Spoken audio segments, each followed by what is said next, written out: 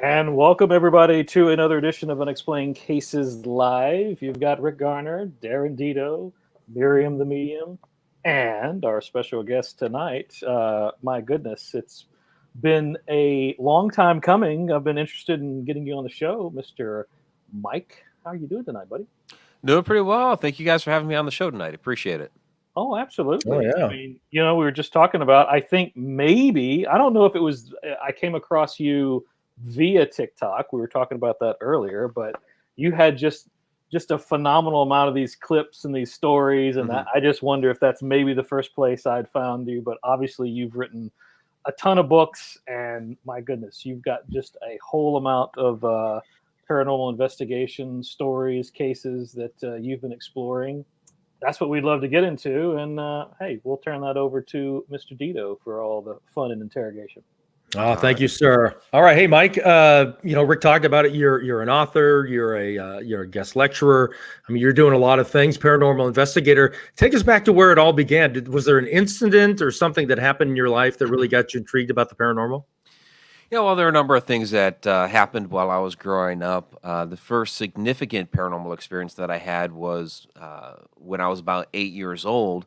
Woke up in the middle of the night and there was this tall, dark figure standing in the corner of my room. Of course, I Whoa. didn't know at the time that that's what we would call a shadow person. I just thought there Right. was an intruder in my room and it was about to kill me. That's about what you think at 8 years old. Heck yeah. But of course, I'm still alive to tell the tale, which is good. But it did do something very unusual. It actually approached my bed, leaned over, and I'm staring up into this, blank black face. I'm trying to scream, nothing's coming out because I'm just too frightened. Wow. And it actually grabbed me by my wrist, pulled my arms across my body like that, and then it ran off down the hall. By Whoa. then, I found my legs, found my voice, ran off to my parents' room screaming, and they tried to console me, tell me that I just had a bad dream, but I was awake for this whole thing. So that was really the first significant paranormal experience that I'd had, and that was at a pretty young age. Did you ever do any type of looking back, maybe at records or something, to find out if there was some type of a traumatic event that happened before your family was in the home? I'm just curious if you went back and tried to figure out maybe who that was. Yeah, in that particular house, there was nothing. There was nothing tragic that happened there, at least as far as we know. At least when it comes to the house itself, nothing had happened there. I can't call it a Gotcha. haunted house because really the only significant thing that happened there. There may have been one time when I was a little younger than that, maybe around Okay. 5 or 6, that I may have seen an apparition there. But again, being so young, the memory kind of Of goes on you a course. little bit. But yeah, there's no record of anything like that there, and yeah, I can't call it a haunted house because there was just nothing else that really happened there. This was just a really random one-off like that. Wow. And then as you got older, maybe in your teenage years and older after that, is that when you decided, man, I think I'd like to do this, get interested and, investigate. And then of course now you have your own company that really focuses on those incidents Right. and issues. Yeah, yeah. As I got older, as I became more of a teenager, a number of other things happened around, that I became interested in. One, my mother kind of set me up for this. When we moved out of that house, that was a house in Massachusetts. We were moving back to Okay. Ohio, which is where we were originally from. And as an interesting way to remember where I had spent 10 years of my life, my mother bought me the book Yankee Ghost by Hans Holzer, and I just Those, yeah. yeah, it's like, okay, cool, ghost stories. But we're driving, from Massachusetts to Ohio. We're in New York, and at some point while I think it was probably around Albany or something, I realized that wait a minute, these are actually true stories. So I became absolutely fascinated in those stories and his work. Now, Right. what was interesting is the house that we moved into seemed to have a little bit of a haunt when we first moved in for like the first 3 or 4 months. Because Okay. as I was unpacking boxes and putting things away in my bedroom, I kept seeing a figure standing in the doorway to my bedroom. I turned and look, and it would take off. And Like a this shadow had figure? like a shadow figure, yeah. This is Okay. why I've done a lot of research and work in the field of shadow people. Um, so this happened several times. I ended up telling my mother about it, and apparently she thought I was a little older, more mature, whatever at that point, Hmm. because she actually confirmed for me that she had seen the same thing, which was great to have that kind of affirmation. It's like, okay, I'm not Right. nuts. Somebody else in the household is actually seeing this, and because she didn't seem overly concerned about it, she's like, yeah, I've seen that. Um, I actually got playful with this thing. I started calling it Tom, like peeping Tom. So anytime that I'd see it again, I'd be like, "Hey, Tom," and it would take off. No Um, way. yeah, so it only happened. It only lasted for about 3 or 4 months, and then the activity subsided, and nothing happened after that. So I kind of chalked it up to, okay, there was something there that was there at the house, was Right. checking us out as a family, deemed we're okay, and it went about its business. Um, Whoa. about maybe, I don't know, a year and a half after that, something like that. Um, because I would really just started high school. Okay. And So maybe you're like 15, 14, 15. yeah, 14, 15 for this next thing that happened. This is what really told me that this is something I'm going to get into. It was like my first little paranormal investigation, even though, again, had no idea that's what you called it at the time. Sure. And my friend David and I were at our friend Lori's house, and we're just, shooting the breeze, talking about teenage drama, all that fun stuff. Yeah. And this is an older house that's in the downtown area of the city that we were living in. And Lori suddenly says, "I think my house is haunted." It's like, "Whoa, okay, yeah, what's going on here?"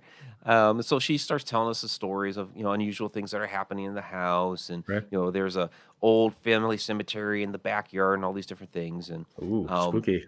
yeah. So the main thing that was happening to her was that there was this wall in her bedroom that she couldn't keep anything tacked up on, like, posters and, things that a teenage girl would Yeah, keep on sure, of her course. wall.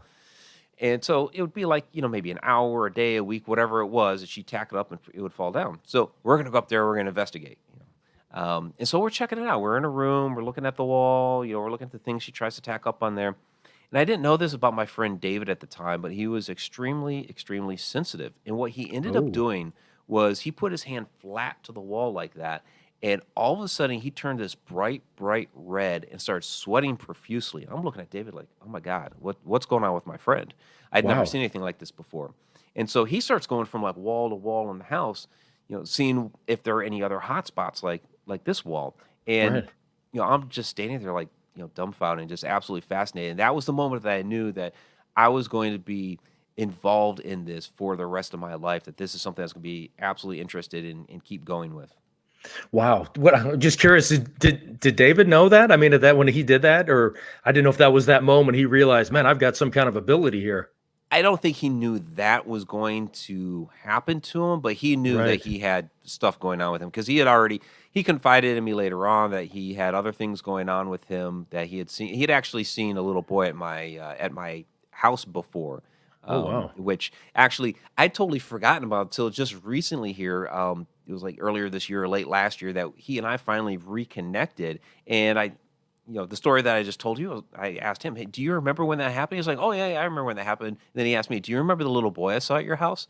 And I'm like, "Oh my God, I totally forgot about that." And yeah, Wow. yeah.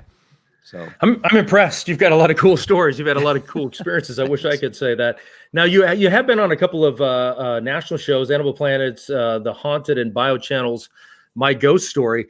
How did they approach you for that, and what was that experience like? Yeah, and the latest one was the Alaska Triangle on Travel Channel. Oh yeah, of Yeah, course. I love yeah. that show. Great show. Yeah, thanks. Yeah, with with that one with Travel Channel, they were looking for somebody who would talk about portal activity, vortices, the Earth's magnetic field and how it interacts with different things in the environment, and how Right. supernatural activity can be derived out of that. And so that's how I ended up on the side of a mountain with a pair of dowsing rods, Right. which was fun. And It's a so little and I cold. Just a little yeah, cold. it was a little cold. Yeah, it was May a year and a half ago, but May in Alaska is still a little chilly, especially. Yeah, I mean, there's still snow on the ground on flat top mountains. So, it's true. Of um, course. yeah, and I'd spent 3 years in Alaska when I used to be in the Air Force years and years ago. So, so that helped. And well, okay, so with Animal Planet's The Haunted, our team had. Well, they had already previously been on the first season of The Haunted. That was before I'd come onto the team, and somewhere Hmm. in between the couple of seasons, I ended up getting on board and was the team's historian. And so we had submitted, I think it was something like 5 cases to the production company. There were 3 that were going to move forward with. 2 of them backed out, and so we ended up with the one that I appeared on, Hmm. which was the Monster in the Closet case, which was still to this day one of my more significant cases. And I did a lot of historic research on that particular house because we were trying to determine. The show only shows us, like investigating there one time, where we had been Right. out there many, many times investigating, and we were trying to determine, okay, is this a human spirit that is haunting the location and terrorizing primarily the adult daughter of the family? But still, there were a lot of things going on with the rest of the family too, because Right. the primary focus was in her room, in her closet, which is where the original homeowner's father had committed suicide. So we're trying to determine if it was Oh, him or right. something a little bit, more malevolent, perhaps not of this earth, which is, ultimately what it ended up being. Wow. Hey, back to the Alaska Hmm. Triangle, the Douglas. Um, Yeah.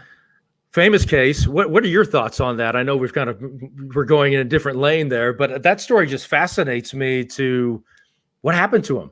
You know. Y- Yeah, it's really, really interesting because if you look at some other details of that case, which they didn't really get into so much on the show because they only have so much time, Right. um, there was another plane like a month later. There was a smaller plane crashed around the same area that the Douglas went missing, and they Right. found it immediately, like not a problem. So here's a smaller wreck, and they're able to find it, and they were able to rescue the guys and everything. What I found fascinating about that case with the Douglas was the mysterious radio chatter that they Yeah, encountered. that's right. Yeah, Yeah. because the idea is that the plane was possibly lost into a portal, Mm-hmm. and that sound could have been coming back through the portal. And I've been on cases before in which I have observed possible interdimensional activity in Right. which there was sound coming from. Okay, I'll just tell the story real quick. Yeah. Yeah. Go ahead, it's please. it's another shadow person story. Um, but basically, what was happening is I was on an investigation of an old restaurant, and we were really just finishing up. A couple guys were up in the bar area, a couple of others were out in the front restaurant area, and I'm doing a last photo sweep of this restaurant.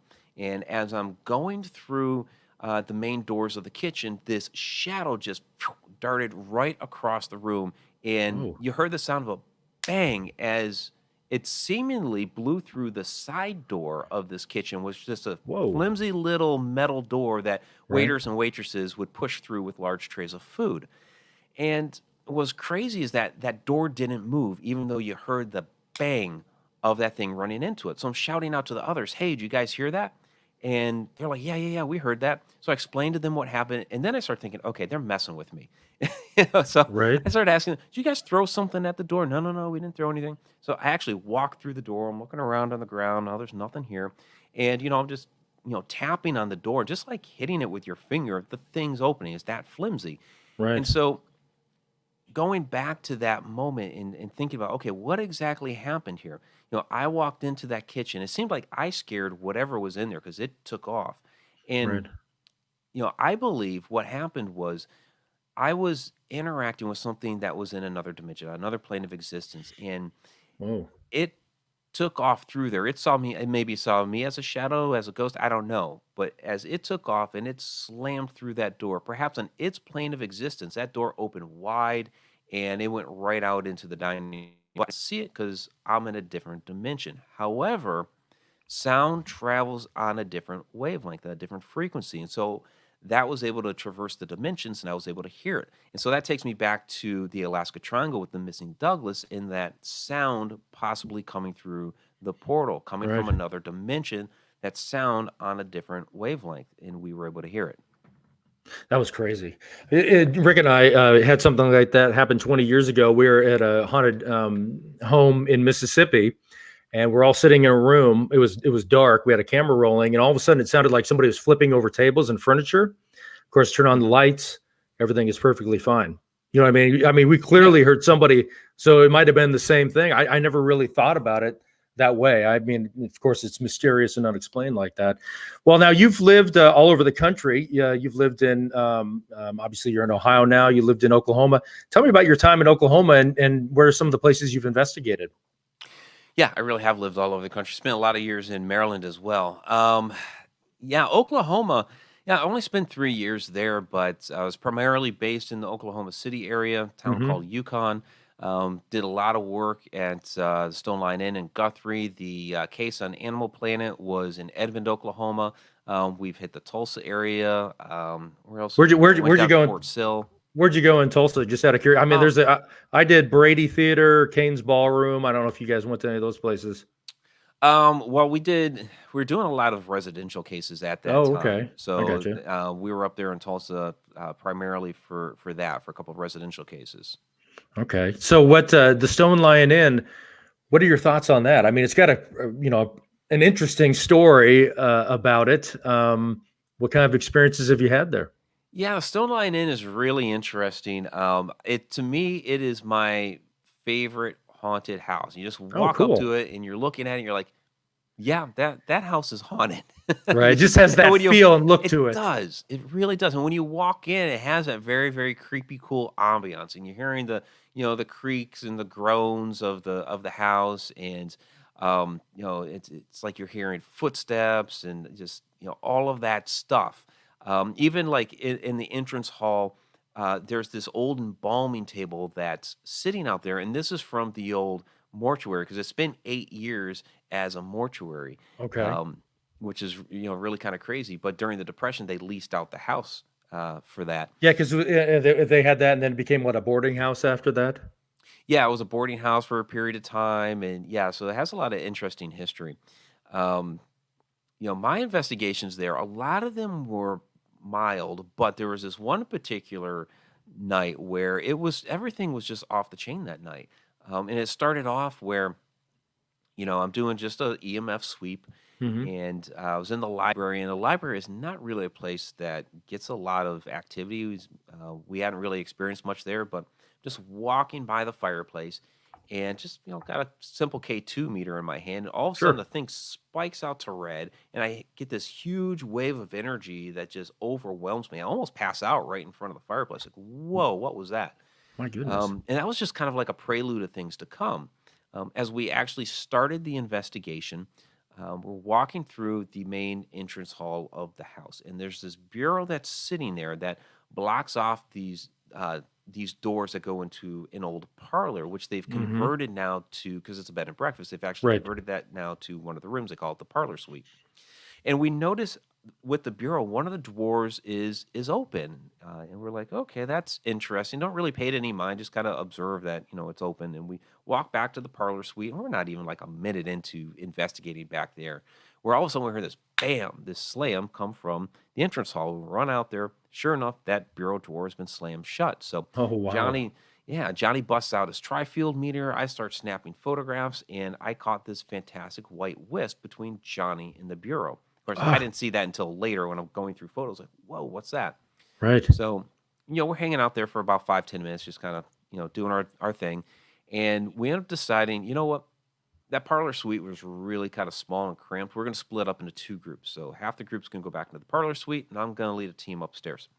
So I walk up the stairs, get to the first landing, and one of the girls starts coming up behind me. And then between us, there's this framed photograph of Lizzie Borden that's on the wall. And boom, it just crashes to the stairs and shatters all over the place. So, Whoa. yeah, it was some kind of crazy night. And, later on, we're seeing, let's see, the door to the Lucia Mulhall suite opened up. We're seeing shadows dart about. It was just some kind of crazy night.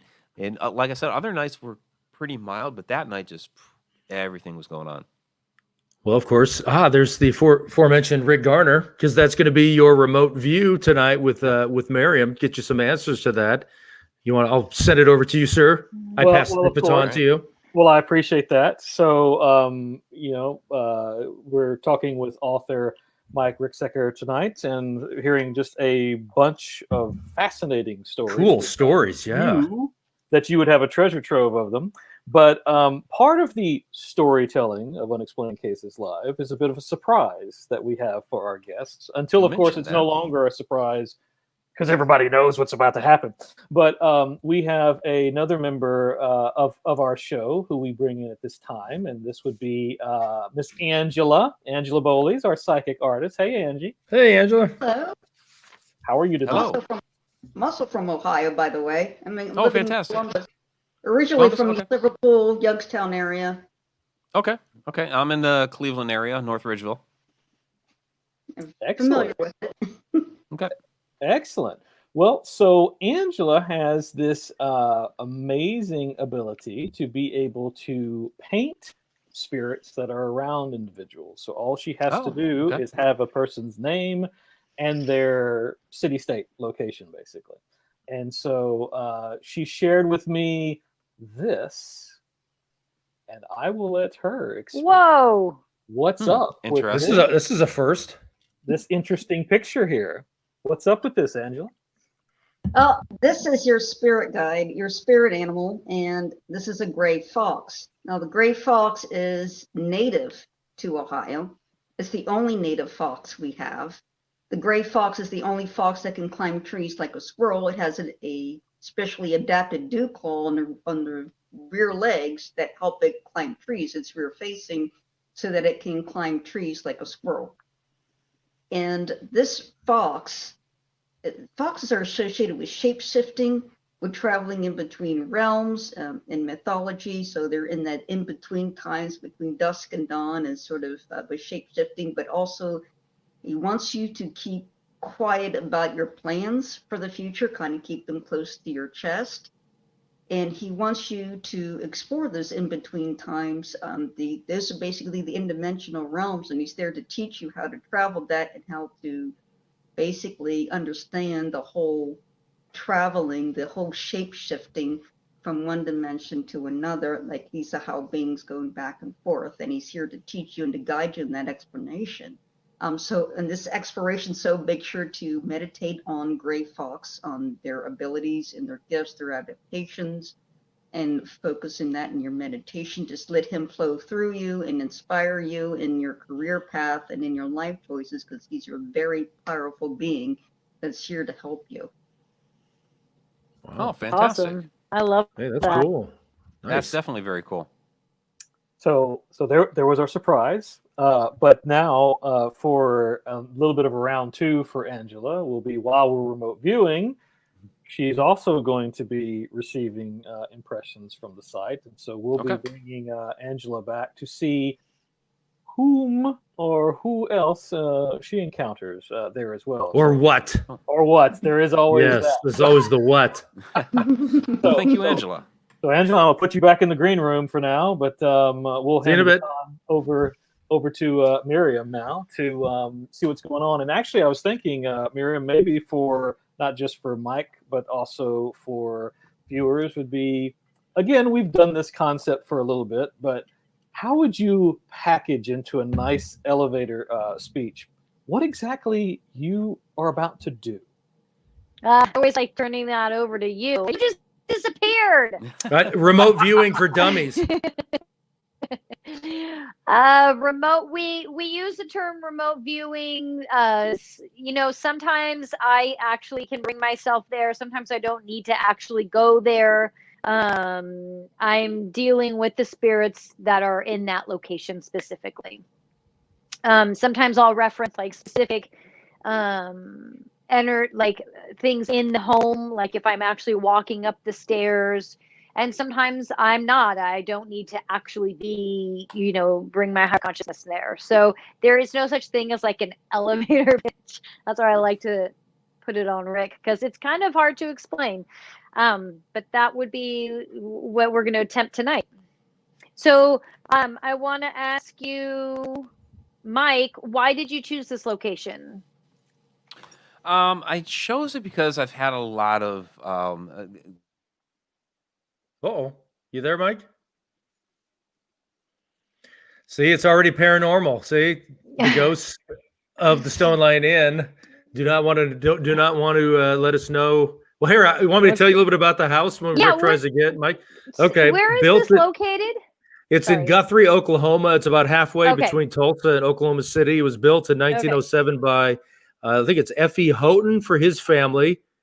Beautiful 8,000 square foot house, 4 floors. They did have 12 children, but sadly one died, an 8-year-old named Augusta from whooping cough. Maybe died from an overdose of cough syrup, which is kind of sad. The mansion became a Smith Funeral Home in the 20s. Then it became a boarding house. This is where the story gets interesting. In 1986, the property was purchased by Becky Luker, who turned it into a bed and breakfast. She puts on like one of those murder mystery dinner things for the guests.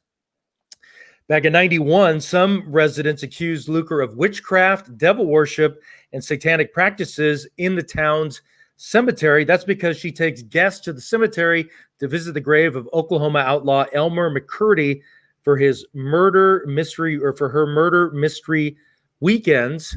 So some people thought that, oh, wait a second, disturbing people that are, laying at rest there. So I don't know. There's a lot of stuff going on. I know with the house, I don't really, to me, I don't know if that doesn't sound like a satanic ritual thing, but, to each their own. So not a tremendous amount of negative things I could find, but of course, when we get Mike back, he can probably talk more about it. I don't know if you heard him when he was talking, when you were off with Rick, about some of the experiences he had there. Yeah, and the fact that it was a funeral home. I mean, come on. That's what I know, exactly, right, for a number of years. So you can imagine, So I will be silent and I will let you do your thing. Okay. There's someone upstairs, someone in like the back corner of the house. There's like 3 major entities. I'm actually, for some reason, getting more from the video than I am from these pictures. There's 3 entities in particular. There's an upstairs, right? They're on the upstairs. Yeah, there is some interesting things going on upstairs, but I don't know if you want me to tell you or if you want to just kind of poke around there a little bit. Yeah. Yeah.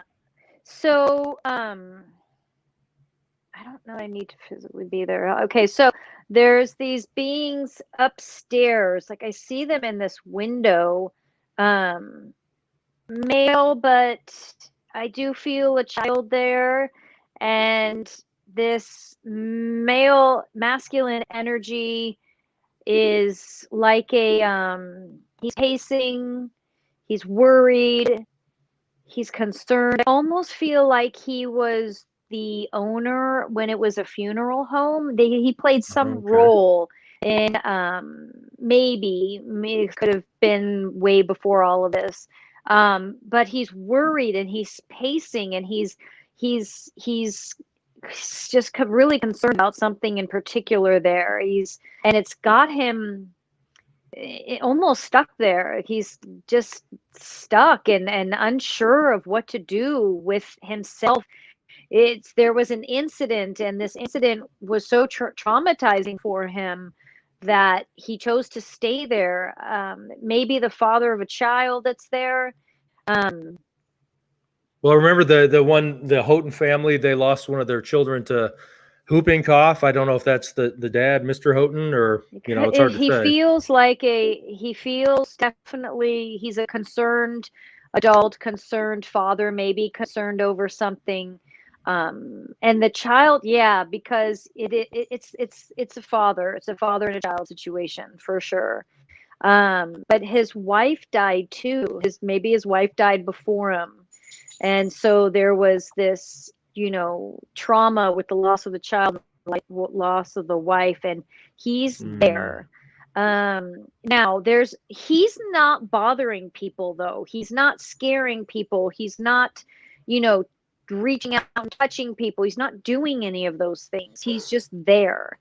But his energy and his worry and his anxiety almost, even though I know that's something we have in our body, it's like he still has that. That could, they're saying, could trigger something, could trigger things. Because it's like when he walks by a door, when he walks by the window, things can move because of him, because of his energy is strong enough to do that. Here's Mike. Mike's back. Sorry about Oh, that. good. Computer just randomly decided to reboot itself. No, that's okay. We were just kind of getting started, and we were talking about the, I think it's the third floor of the inn that supposedly, I mean, you would know better than I would about being active, maybe with children or another Yeah. spirit up there. Yeah, the little girl's up there. Yeah. Okay, so hang on one sec. Hang on, sorry. Hey, there's the dog. Let's take it. We're gonna take a 20. Okay. We'll take a commercial break. We'll take a 20-second time out here. Rick, are you gonna roll out the video of our sponsor? I'm back. Oh, joking, of course. It was sponsored by the Stone Lion Inn. That was perfectly right on time. Perfect timing. I have a Okay. beautiful timing. All Go ahead, right, Maryam. I'm sorry. Sorry. No, actually, Oliver should be apologizing. So third floor. Okay, so what I was picking up on, Mike, is there's a father, but I don't feel the little girl yet. So there's going to be energies and entities I don't necessarily pick up on, but a lot of times the audience will pick up on it. And this was a father who is pacing back and forth. He has lost a son, lost his wife, and he's stuck there. It could be that maybe they were buried there together, or that was where the funeral was held or something. But for some reason, he's stuck there. And I was saying that if you actually go outside the building, you'll see curtains move, or you'll see you can see a shadow walk back and forth, and that would be him. I'm not picking up on the little girl yet, but if anyone in the audience is, a lot of times they can they'll pick it up, and I'll be like, oh yeah, I do see that. That's on the third floor. It's 3 stories, 2, 3. You 3. said okay. Yeah, 3. So that second floor, but this energy, the spirit I'm picking up on, isn't one that's causing harm or scaring people or doing anything like that. He's there for his own reasons. I kind of want to talk to him for a sec and see if maybe we can help him, because his son and his wife aren't there anymore. And he's so caught up in that sadness that I want him to pass on. So I want to bring in some help really quick, so that we can, for those that are watching, if you feel him, just start to lift his chin. You know how they do this when they're really stuck? Lift his chin, help him to see. So you utilize your energy by running light through him. You can even gently lift his chin for him. Just start to pull light through him, so he starts to lift his head, lift his chin, so he can see that there's angels there, there's guides there, there's support there. I want you to see that. I want you to move on. I want you to get out of there. You don't need to be there anymore. There's his wife. Okay. Now he sees. Oh, come on. Okay. So I know I was saying that if you stand outside the window, don't go and stand outside the window. You won't see anything anymore. He's gone. So that's done. The beings that were causing some noise, second floor, doesn't mean they live only on the second floor. They move through the house, but right now they're on the second floor. There's a bathroom. Is there? I feel like there's a bathroom on the second floor. Is there a bathroom on the second floor? Well, yeah, there's a couple. Yeah. Okay, so the one I'm feeling is there's one in the middle. I don't know if there's one. It's not in a corner. It's not off to the side. It feels like it's right in the middle of the floor. Okay. Mike, does each room have its own bathroom? Yeah, each room has its own bathroom because it's been done up as a bed and breakfast. But if there is one that is kind of centrally located, like when you first get up the top of the stairs, right there is the Lucio Mulhall suite, and there's when you walk into that suite, the bathroom is right there, and we've seen shadows go into that room, into that bathroom actually, and the door to that bedroom will just open up on its own. So yeah, so that's where those beings reside, is in that room. They tend to why that room? I don't know why that room. I'm curious as to why they tend to gravitate. But there's one energy entity there that is this it's so strange, like they're showing, I'm seeing it like it looking like a, not a, like like they draw like Casper the Friendly Ghost, but he's not a friendly ghost. I'm not even sure it's a male, could be a female energy. But this energy, just spirit, just kind of zips around that whole house and just makes it a point to aggravate and agitate. That's what it does. That's what it likes to do. It will use multiple names. It will confuse. It actually doesn't have an attachment or memory of its life in human body. It just messes with people. How it ended up there, it feels like it was part of the property from very long ago. And I'm told not to remove it. It's there for a reason. It doesn't, that's why it doesn't care that I'm there, because I can't remove it. Okay. But that energy is one that has caused a lot of the sounds and movements that people see. Dude. But we don't know from what time period, do we? I mean, this is... He hasn't been embodied for so long, and so that's why they're saying he's really more with the property, came kind of inherited with the property. I don't know when the home was built. Could have been at the time that the home was built, but it just has been there forever. And it feels like it didn't come with the home. It was there prior, and it just made itself and was like, oh, perfect. This is a great place for me to live, especially now that people come through there all the time. He's very busy. Mike, you're a historian. Is there anything as far as history for Guthrie? Was there any type of an event or something that was tragic, before? Because this was built in 1907, I think, right? Right. It was built in 1907. The original Houghton house, because it was the Houghton family that built it, was on the property right next door. Okay. And so before that, this was an empty lot. Now, Guthrie itself was part of the whole land rush into Oklahoma. It was originally a tent town. There's a lot of things that went on there. They had the first federal prison there, federal territorial prison there, the Black Jail, which is just right across the river from there. A lot of crazy things went on with like the Bluebell Saloon, and it was actually the original capital of Oklahoma before it came Oklahoma City. Yeah. There's also for the longest time, it was the world's largest Masonic temple that was there, and it's like it's crazy because it's this huge building that looks like somebody just grabbed it out of Washington D.C. and dumped it right in the middle of nowhere. It's massive. Interesting. Wow. Right in the middle of Guthrie. Okay. Yeah. Well, so there you go, Maryam. There's a lot of things going on in that area. Okay. That makes sense, just because this spirit is so old. Okay, so that guy in particular is in there, and then you have, who's that little boy that is in there? Well, there was a child of the Houghtons that died from whooping cough. Yeah, Is that Augusta? Which was a girl. Yeah. Oh, it was a girl. Okay, I'm Yeah. sorry. So it wasn't a boy.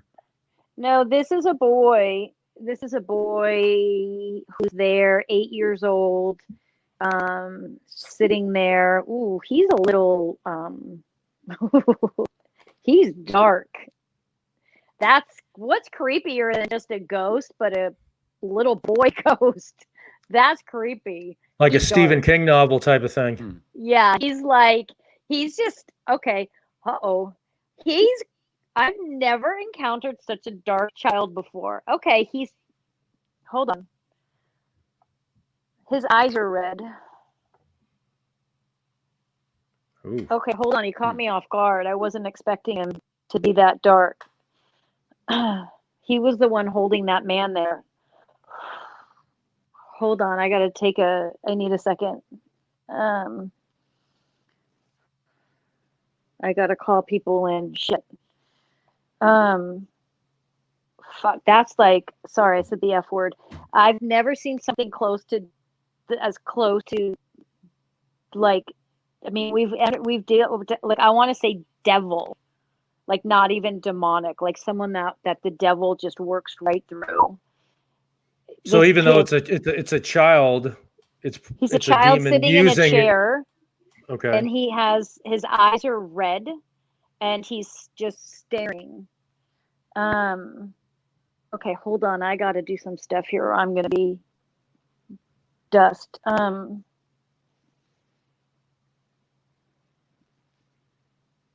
Hold on. I mean, you guys can talk amongst yourselves. Well, I was gonna I say don't this know is that I above can my pay verbalize this. grade, so I can't do anything about that. Demon children. Is Mike, there when's the last? anyone? Sorry, can Go- you ask? Is there anyone out there watching that can feel him? Emily, I know it's one of our longtime viewers. Anybody else Yeah. out there that might be feeling, what Maryam is experiencing right now? Because this is Before I sounds like get a rid of pretty serious situation. Mike, when's the last time you were there, sir? I was last there 4 years ago. Okay. Yeah, so I've never encountered any demon children there. But not to say, I mean, because you have a lot of people going in there these days to investigate the paranormal and do a lot of different things. So you never know what somebody may have dragged in there with them. Right. He's, Well, of course, he's coming from, he was buried there. He was buried on the land. He's crawling up the wall. He was buried alive in the land, 8 years old. His whole family was, I think he was, is he Native American? No, I think they were black. They were buried alive because they were black. They weren't criminals, but something went. He lived for, like, he was breathing for a while. Like, it took him a while to die. And that's where I don't know where it went wrong, where it went bad, but I'm like, this is crazy. I've never, like, me and him are just like, I mean, I'll go downstairs, but he's like coming at me with like he'll Does he try to harm you, or is he trying to harm you, or yeah, just get his point across? Okay. He's harmful. He's not there to communicate. He's there to hurt people. This is someone that people go through, get scratched. If anything like that happens, it's this boy. But he's very particular on who he goes up against, who he touches, who he influences. But if you walk past where this part of the house is, you'll feel that his cold. You'll feel the temperature will drop. 3rd floor corner chair. I'm just holding it right now. If no one has any questions, I'd like to get out of that place. Well, can you go back downstairs? Okay. Yeah, go ahead. You guys can continue talking. I'm gonna get out. I'm gonna go. Well, you move, and while you're doing that, let me bring in Angela, since she looks like she's got something to share. Maybe that'll be a good transition point. Hopefully not the demon child. Hopefully you could see him. Let's see if we can get this right. But this fellow, hopefully you can, let me go further back. You can see him a little better. But this is the man I was picking up. Entity, he feels like he may have been a mortuary worker, or worked in there in the funeral home at some point. But he, all I could see was a guy with flames for heads, like blue flames for head, where his head should be. And he's got almost like a tux on, like a former men's jacket. I would say maybe the 1890s, maybe, or somewhere in that era, perhaps early 1900s style jacket with the typical, funeral. Maybe somebody that would formally dress up for a funeral for a man at that. But he's got blue flames instead of a head. The blue flames is interesting. I mean, people have seen basically a man with in the suit with the top hat and all that, and they've tried to make guesses as to whether, and they've tried to investigate it out, whether or not it's Mr. Houghton who had the house built, or whether it was the guy Mr. Smith who ran the funeral home. Now, he hasn't been seen with blue flames before. It's been the suit and the top hat, so part of that kind of correlates. He he is not an owner. He's an employee. I know that. Employee. For sure. Okay, interesting. Definitely an employee. He wasn't. He was a regular worker. I really felt that he did actually come in contact with the bodies that went through there. So he would have been part of the embalming process. Okay. As well. So he would have been in the back working on people. He's very emotionally detached. I don't get a whole lot of emotion from him, but he does like to manipulate things. I get a sense that he does like to show himself. You would see him like as a shadow person walking through there. You'll see him with the jacket and the hat, but I don't see him with the head. If you do see him with the head, you'd probably see that in shadow. Okay, interesting. And the fact you're seeing him in shadow, it just speaks to his emotional detachment, which has made him such a good embalmer to work with dead people. So it highly qualified him for his job. And I am disturbed by the child there because I can pick him up. I can see him crawling across. The ceiling is very dark. It looks like he's got sort of some sort of like light glowing or substance coming out of his eyes. And I am hissing, almost like gurgling, growling, like crawling across the ceiling. It's very intense. I also see it looks like, and I look at his fingers, look unusually long, and claw-like. Crazy, right? Yes. Wow. Angela, I missed the picture. My eyes were closed. Can I see it again? Yes. The gentleman has blue flames coming out of his head. I was listening. I heard some of that. Oh, wow. That's so cool. There we go. That's really cool. Well, Really again, you've done it again, Angela. So of course we've been had the scroll along the bottom just to tell folks basically how to get in contact with you. So you've got a easiest way. You've got a website, but you've Facebook. Since some folks are obviously watching our show on Facebook, they can find you at Angela Boley, Portrait Artist. That's right. You'll see I just posted the picture of the painting I did of the fox, so you can comment on that, stating that you're interested in having me do a portrait for you. And all I need is a name, city, and state in your photo, and then I can be happy to do that portrait for you, and I can email you instructions as well. And certainly go ahead and visit me, leave me a comment, but I would like to get back also to the remote viewing section, because I am very concerned about that little boy, because I can't seem to get out of the room that he's in.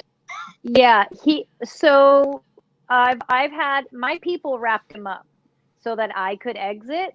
So if you're in there, Angela, he's currently wrapped up. So just pull yourself up now, and then they'll deal with him later. But that was like all of a sudden, like the room just started filling up with entities that were just like scrambling, and like they were started to cover me, and they were like, it was like I've never been in a situation that was.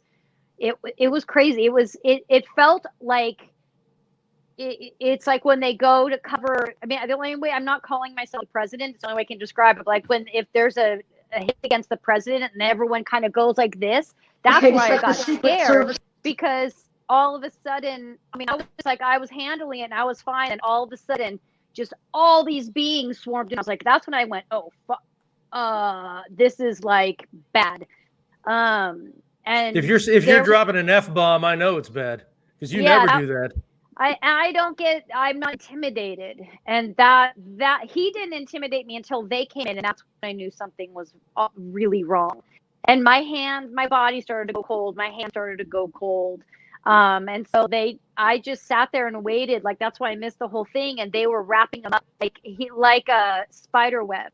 Like he was in a spider web. And at that point, I waited till I was told it was safe to go, because it wasn't even safe for me to leave, because I'd be vulnerable as I'm exiting. So I just sat there and was waiting. I mean, the only one probably staring at me at that point was my mother, watching to wait for my eyes to open. But that was so, Angela, at this point, he's still wrapped up until all of us have disengaged with this home. We'll be okay. But after that, I don't know what's going to happen. Yeah, my spirit guide was got like right in front of me, like with her. Yeah, no kidding. Like no kidding. So yeah.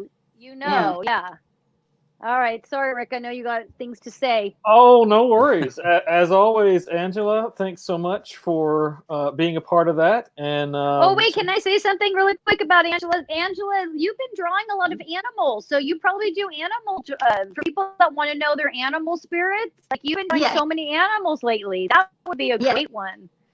Yes, I also do animal spirits, animal guides, and just because a lot of people will have animal totems, animal spirit guides with them, and to learn shamanism and to learn the gifts of those adaptations of those animals, they are our gifts. We can incorporate those same gifts into our lives and their teachings into our lives that can help us keep us on track and keep us inspired, and also help in our healing and our development. So pay attention to your dreams, pay attention to nature. We learned from very early on, especially when you talk about Native Americans or even in Europe, we were inspired by the animals and how to survive. So we have a very close ancient link as being our teachers. So it's very important to connect with your animal guides. And if I pick any of those up, I'm more than happy to do portraits. I love animals. They're just my favorite subject. Definitely. Awesome. Outstanding. Well, as always, Thank you, for Angela. being, a part. Good seeing you. See? Thank you. Back to the green room where I've put new snacks in there. If only that were true, actually. I was going to say virtual coffee. He's like, what? There's nothing back here. You know what? That's what we need we need a sponsor who delivers through Grubhub or something to their door coffee. See? Or Okay. not coffee. It's the middle of the night. But Yeah, so Grubhub, DoorDash, come on. Uber Eats, we'll take it. Please give us your money. All sponsor here now. that's no way to get a sponsor. Give us your money. Jeez. Please. Yeah, there's the whole pitch. It's just gone. I got no time. It's either take it or leave it. Come on, people. Seriously. Okay, so there was, and I was actually trying to remember. I was actually. Oh well, there was. Emily did have. There she is. So she was, and obviously she was referring to our lovely compadre that was in the room, and I was thinking, oh, so Waverly Creeper. I mean, I kind of feel like this dude was darker than that, basically. Like, not in the same level. Where was our whole bunch of crap packaged in a small package? Who was from the earlier show, Rick? Was that Jason? Or remember that had the question, and we were like, or no, what was his name? Well, so shame on me. Waverly would have been connected to Brian from Ghost Hunter. No, I'm sorry. I was thinking of the 1:30 show. Remember when one of our regular viewers asked a question? He has the blue hair in the picture.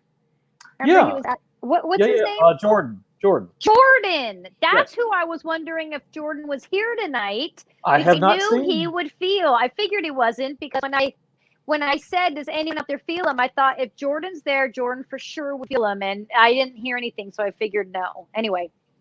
Yeah. So Mike, you got a little bit of a taste there, and of course.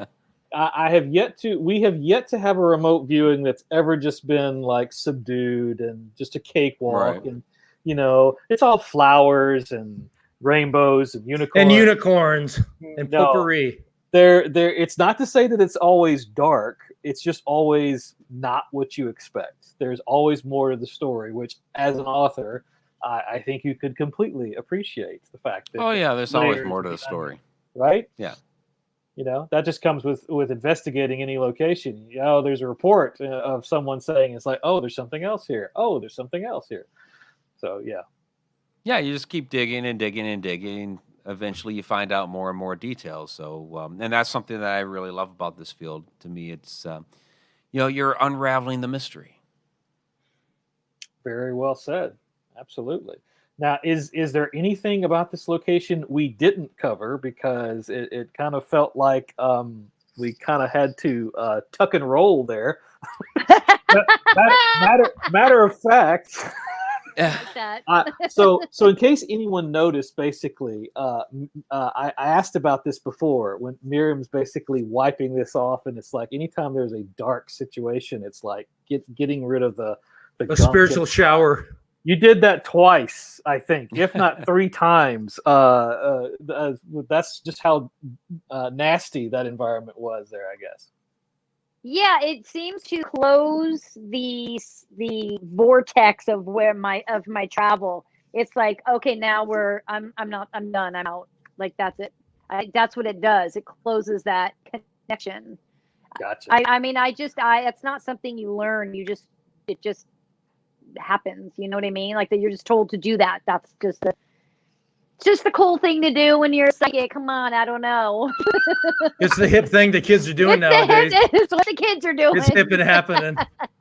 What all the cool mediums are doing. Yeah. Oh my god. We crack ourselves up. Yeah, in case you haven't noticed, Mike, I'm sorry. No one else is laughing, but we laugh. It's all because of daylight savings time. There you go. Time travel today. Try the veal. Okay, so there is this question, and Zan, that's a beautiful question. However, that boy is wrapped up in a spider web, and I'm sorry, that is for bigger people to manage than even myself. Right.